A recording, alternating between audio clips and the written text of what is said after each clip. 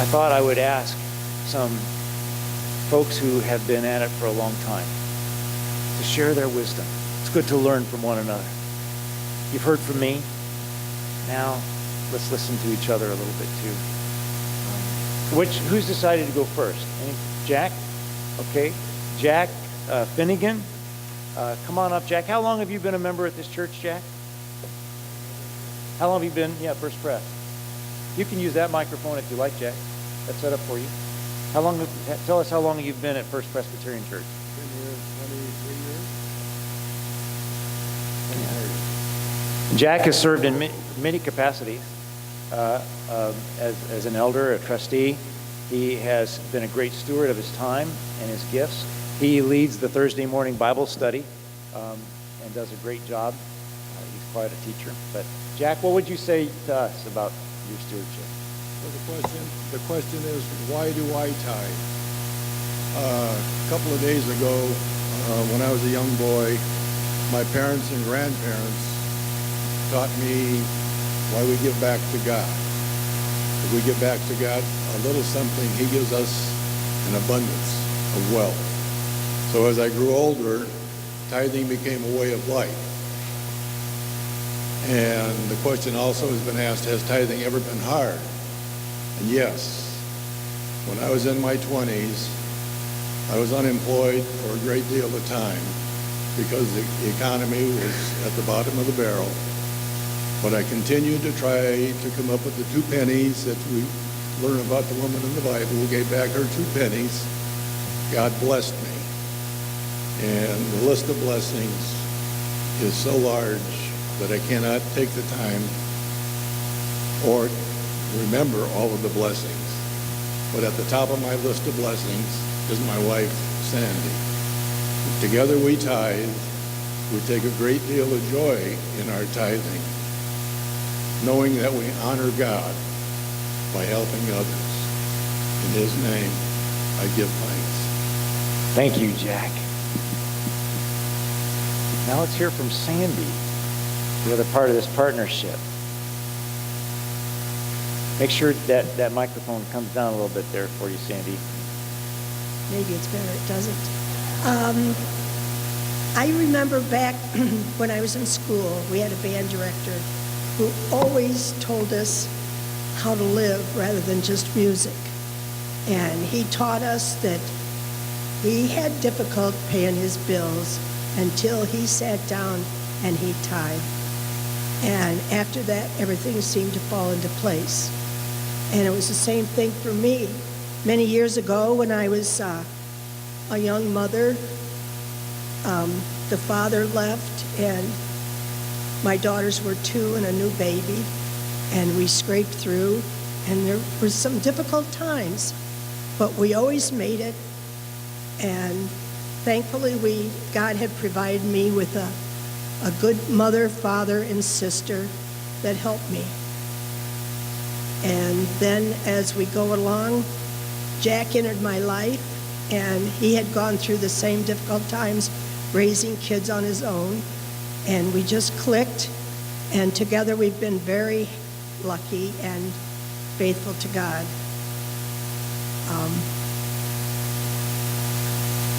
During difficult times, I used to pray for help, and God always came through. And even now, we never forget God and give Him His share of the wealth. And the joy of giving is knowing that you're helping others. The heartache is knowing that you can't do more. Thank you, Sandy. Bill Gaspar. Bill Gaspar, how long have you and Marion been a part of the life here at First Presbyterian Church? Well, we got married in 1950, so that's 69 years ago last month. Congratulations, 69 years. Thank you.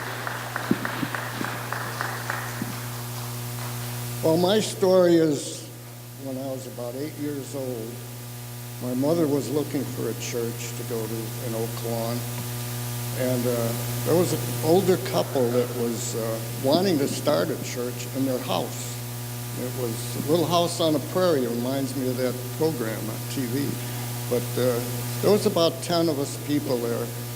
And going there, we learned that we were supposed to give 10% of whatever we earned. And I thought, well, that's pretty good. My mother's telling me, that goes for the Lord. That's his share. So I was getting, I believe, about $1 a week allowance. So when I go to church, I was kind of proud, put my 10 cents, and they had a bank there that everybody put their money in to walk up there. So I put my 10 cents in each week. And so everybody thought that was so cute, this little boy doing that. But anyhow, when I got older, we got married, and we went to the Oaklawn Bible Church, bigger church. And after a while, I became an elder, or not an elder, a deacon first. And deacons have to count money from the people. And boy, what I learned doing that. I seen envelopes from people and the money they were giving, and I was so ashamed and guilty because I wasn't giving nowhere near the money that these people were giving. And I thought, how could those people even afford that? They seemed to be so poor, and they were giving way more than I was. So that changed my giving after that. But we always used to steward our money. We had our envelopes for gas, electric, our house payment and that, and a little bit for church, if we went to church. So we were cheating God in our tithing. But after I found out, what other people were giving, that changed a whole lot. And for the rest of our life, we've been tithing. Most of the time, anyhow, when we could afford it. There was times, I don't know if you know about the Bohemian plan, 100% no easy monthly payments when you buy something. But we would have a car that was so old. My son once said, "Dad, I could see the street through the floor. It rusted so bad."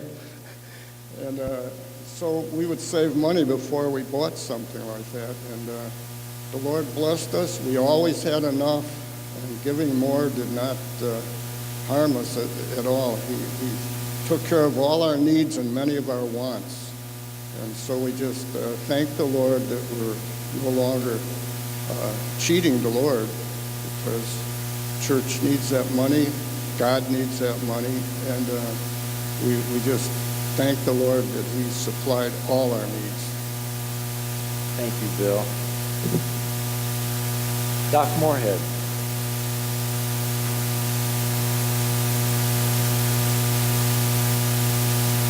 Doc, how long have you been at First Presbyterian Church? 1959. That was the year I was born. That means 60 years. John asked me to talk about my faith journey. And I guess I would start by saying, are you a 60-minute Christian? Good question. I was brought up, my folks were Methodists, and both of my parents were involved in the church, so there was no question that I'd go to church. There was no question I'd put an envelope in the tray. And as I went along with my education, I stayed in the church till I got out of high school. In college, I didn't find time to go to church. But when I got in medical school, a block away was the Fourth Presbyterian Church in Chicago. So I joined, and I guess I had my first son baptized there. And then my wife and I came down here to Ottawa. We quickly became 60-minute Christians. There was no question about it. Or maybe 70 minutes, depending on which pastor we had. But we came, we greeted everybody. We gave of our envelope and went home and came back a week later. We did not get involved in anything. Well, let's go 40 years further down the line here now. My wife has just gone to heaven. Suddenly I have a emptiness in my life that I've never had before. I didn't know what I wanted to do, where I wanted to live, what I should do. And it was not a pleasant time. Very shortly, Arla Severson, who sits behind me in church, said, "Why don't you join our small group?" I had nothing to lose. And it was a small group that Jack and Sandy lead. Well, I joined the group, and it was really the first time I'd ever picked up the Bible and started reading it with any intention of learning much from it. And I began to see what was in the Bible. And I've been in their group now 6, 7, 8 years. I've learned a lot from the Bible. I understand how the Old Testament and New Testament go together. There's just so much in it that you have to read it every day if you're going to learn about it. Well, anyway, as I read it, then I began to realize to be a Christian, the Lord asks something from us, that we have to be a part of this. And sure, the Lord wants us to go to church, but He also wants us to share some of the talent that He's given us. And I look in this church at the talent we have, and I had recently reviewed all the last 50 years, and I see the great Christian education program we've had for our youngsters in this church. It just goes on, and we've had great teachers. And then you see other people involved in the church, the trustees working so hard to keep this building, which is not young, keep it together. And then I think the Lord asks us to give the gifts He's given to Him and that we should share them. You know, you look around, supposing the lights go out. Supposing we don't have a custodian. Well, you can draw the rest of your conclusions from that. But I think the Lord tells us, let's be involved, let's read the Bible, and let's share the gifts He's given to us. Amen. Thank you, Don. Good word.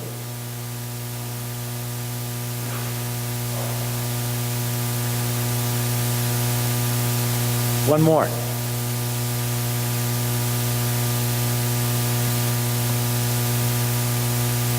Joy and Brian Hebner.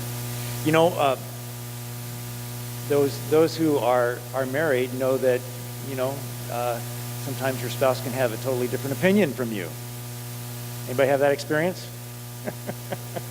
I shared with you mine and Debbie's journey last week, and so I've asked Brian and Joy just to kind of share with us, and they're on a journey like all of us. And He didn't ask me. I asked him. Brian, will you please? All right, so starting out with what we agree about, we agree that we have been so blessed by God, and that we have experienced God's generosity throughout our marriage, in lots of little ways, in lots of big ways too. And that experiencing God's generosity opens our hearts and our minds and wants us to be generous to those around us. Joy and I are both from different backgrounds. Joy grew up in the Covenant missionary home in Japan, so her parents had to be frugal with money, and but they were servants of God. And I grew up I was a tough little kid in Chicago, from a very poor family. At one point in my life, I won't go into too much detail, but in one point in my life, I lived with my mother and my brother with my aunt and her 4 kids in a 1-bedroom basement apartment that was in a bad neighborhood. And so to see how my life has gone since then, I bumbled through life, went to college, wasn't even planning on going to college, it just ended up there. At one point I was going to work for Hairline Creations, which would have been a great choice, but it turned out I went to college and I ended up being a teacher, and a lot of support from my wife. And while I was in college, I became a Christian, and so that's when my thoughts turned to giving to God. And I met Joy in college, and then we, from there on, and kind of lived. We kept bumbling through life. Yeah, and we bumbled, and we're still bumbling today, but we've both come such a long way, and we're so thankful to God for providing with us through all this time. Nothing was planned. It was like we just went here and there, and all of a sudden we're living pretty well off compared to how we used to be when we were growing up. And so Well, and God has definitely been with us Yeah. the whole way. And so exactly what tithing looks like for us, we agree on the principles, but the specifics have been more of an issue. And who do we give to? How much do we give? When do we give? We often don't see eye to eye on that. So, so it's been and continues to be a journey not only of what to give, but a journey of our relationship. And so it's continued to be an exercise in communicating and compromising and trusting God that He's with us and guiding us. And a verse that is not specifically about giving, but it's about our journey, which includes giving, is from Proverbs chapter 3, verse 6, that says, let me see, what does it say? Okay. In all your ways, acknowledge Him, and He will direct your paths. And so that's what we've been doing, and we continue to do that, and God has been very good.